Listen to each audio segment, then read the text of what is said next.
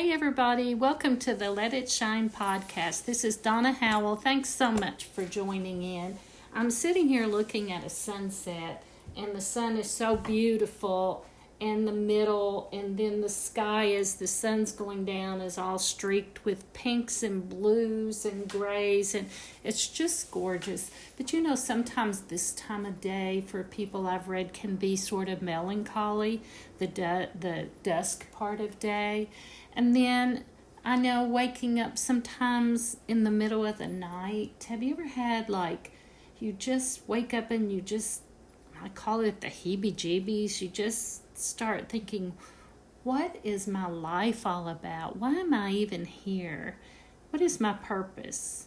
And then you might think about what you did that day. You know, when you're a teenager, life is kind of fun. You have things to look forward to. I mean, you have to go to school and do your projects and such, but you look for the weekend. Maybe I'll see that cute guy, or maybe my girlfriends and I'll go to a movie. And you always have things to look ahead to. So maybe you don't think so much about what your life is all about. Then maybe you go to college or into that time period of your life when you're transitioning out of high school and not quite full responsible adult yet, and you are still looking forward. Maybe you still have classes and you have to work on that paper, but you're involved in some activities. You and your friends are going to go to the ball game. So again, you're sort of forward looking. But then you go, you graduate and you move into a job, which you've always been kind of excited about, but now your life kind of gets to be a routine. You get up, you go to work, then you come home, and you get paid, and that's great, but then you have an apartment, so you have to start paying bills.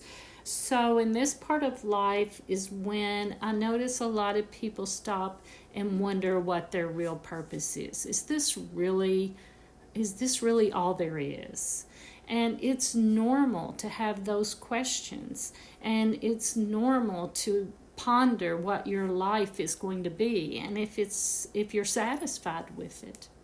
Well, then you move into the next phase. Maybe you get married and you have a family, and then you really have to get into a routine. When the baby's little, you're in that routine of changing the baby, feeding the baby, play with the baby, then it goes to sleep, and you rest a little bit, but you start all over again. And then your kids get into activities, in your 40s maybe, and you're running them to their sports and their activities. But still, your life is kind of becoming a pattern, because to get all these things accomplished, you have to have some sort of regular schedule. And at some point, you say, really, is this all that my life is about? Just going around in kind of like a gerbil in his little cage where he goes around and around the wheel? Sometimes it feels that way. Well, I have a passage that I like to look at that concerns these big questions, and really I think answers the big questions of life. Why am I here? Who am I? Where am I going with my life? What is my real purpose? And that is Ecclesiastes. In Ecclesiastes 1 through 11, Solomon reminds us that life is wearisome. He learns that there are two kinds of wisdom. There's worldly wisdom, and then there's spiritual wisdom. He decides that life is vanity if it's this here under the sun is what we're focusing on. The here and now is a vicious cycle. Get up, go to work, come home, sleep, do it again. At the end of the day, what have we really accomplished? And he says generations come and go, and eventually you're even forgotten. And that's true. You think about, you can name back your great-grandparents, but you probably can't name back your great-great-great-parents and know much about them.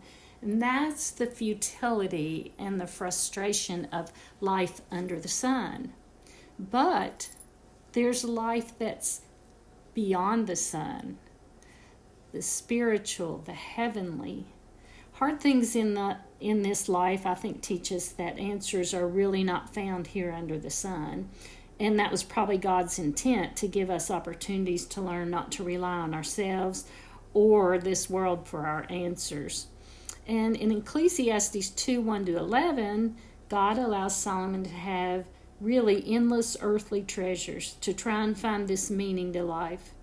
He was given, I think, as our example, so that though we may not have all these treasures, we can watch and learn how they affected his life.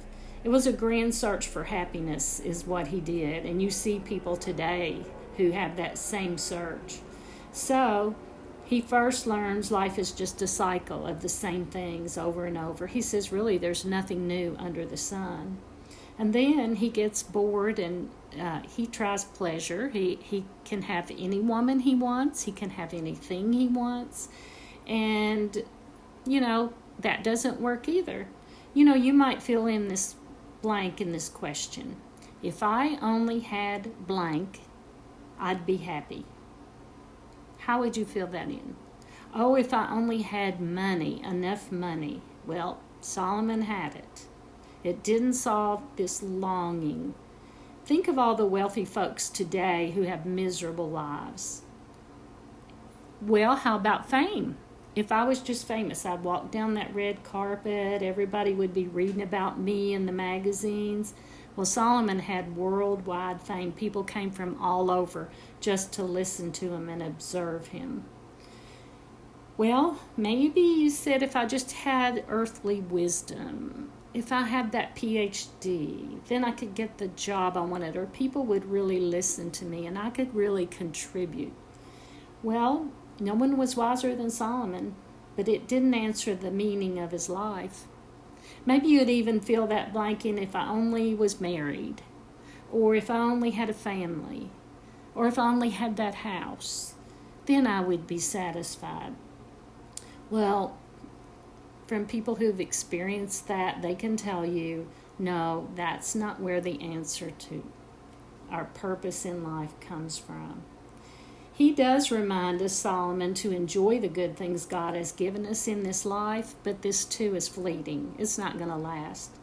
So, life is some good. There's really good times and some really bad times. But really, all that is vanity. But wait, there is hope.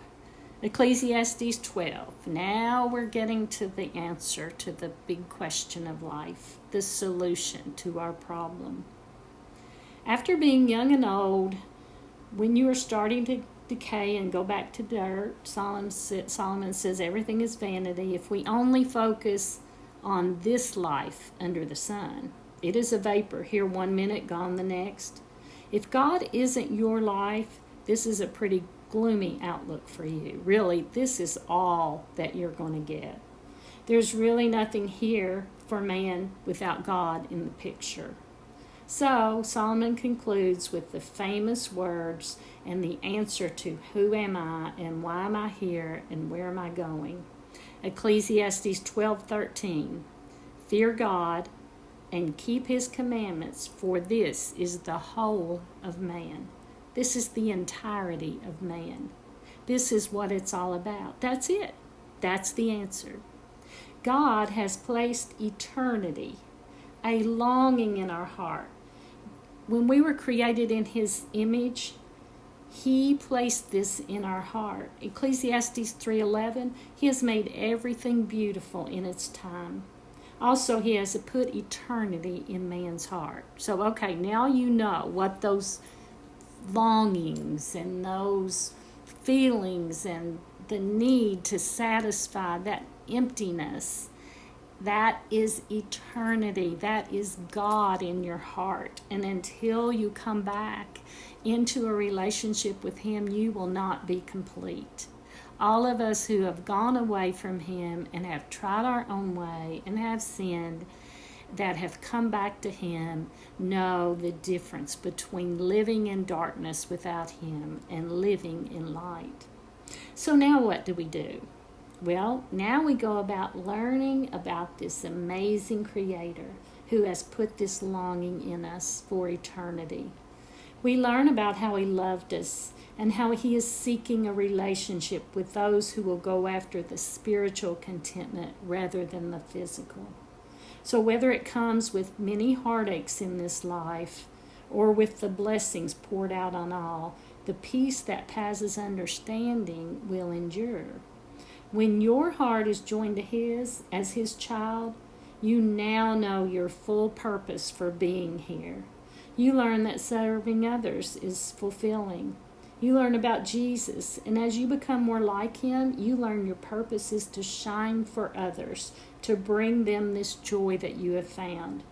You may deal with cancer, abuse, addiction, broken relationships, but by viewing your eternal purpose, now you can deal with those things. You are ready to put on the whole armor of God. Psalm 36, 8-9, listen to this beautiful passage. You give them drink from the river of your delights. For with you is the fountain of life. In your light do we see light. Thanks for joining me today. Let's live in the light. See you next time.